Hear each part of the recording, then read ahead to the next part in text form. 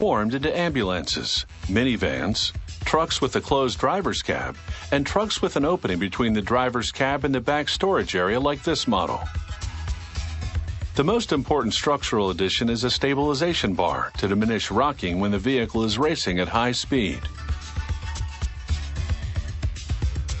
Otherwise, it's mostly a question of retrofitting a regular vehicle to give it the features an ambulance needs. Workers begin by cutting a hole in the roof. This allows them to install a raised aerodynamic roof. The angle of the new roof lessens air resistance, enabling the ambulance to run more efficiently with more control. Inside, meanwhile, they install fiberglass insulation panels with a fireproof metal surface. This insulation keeps the medical area warm in the winter and cool in the summer. Workers affix the raised roof with adhesive caulking. The roof has integrated lights. Protruding lights would ruin the streamline. Workers measure carefully to ensure they center the roof perfectly. Now they spray glue on the back of sheet vinyl. This highly durable antibacterial flooring goes on top of a plywood subfloor they've installed on top of the truck's aluminum floor. Now for the electrical system. They start by replacing the truck's original grille with an ambulance grille that incorporates lights, a siren, and loudspeakers.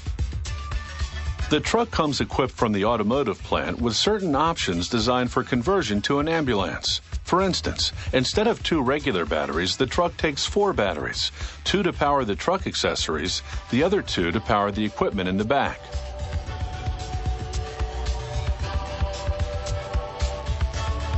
Now they assemble the front console, an array of buttons and switches that control all the non-medical equipment such as the emergency lights, the siren, and the headlights. There's also a battery life indicator and other system gauges. Once assembled, the console goes into the dash, and workers test everything out.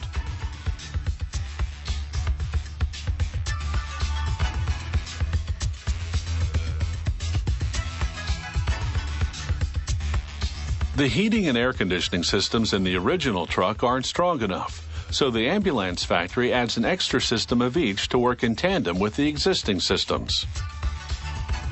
The frame of the medical cabinet is made of aluminum, a metal that's lightweight and therefore won't weigh down the vehicle. The cabinet shelving is made of either plastic or fiberglass. It's molded to the contour of the vehicle, maximizing storage space. After installing the suction and oxygen systems, electricians run the wires for the cabinet lighting. Once the main electrical panel is in place, they can mount the cabinet and hook up the oxygen equipment, the suction machine, and the lighting.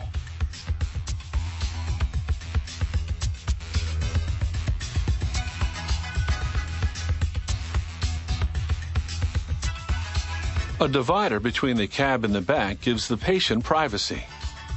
Vinyl-covered foam padding on the ceiling protects ambulance workers' heads when the vehicle jerks.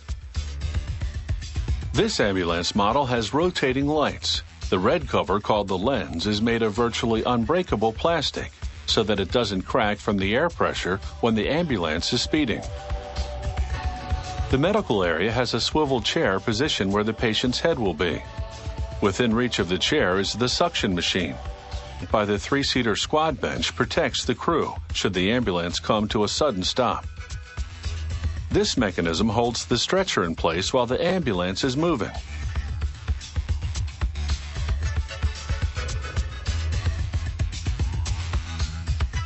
The stretcher simply locks in, keeping the patient safely immobile until the ambulance reaches the hospital.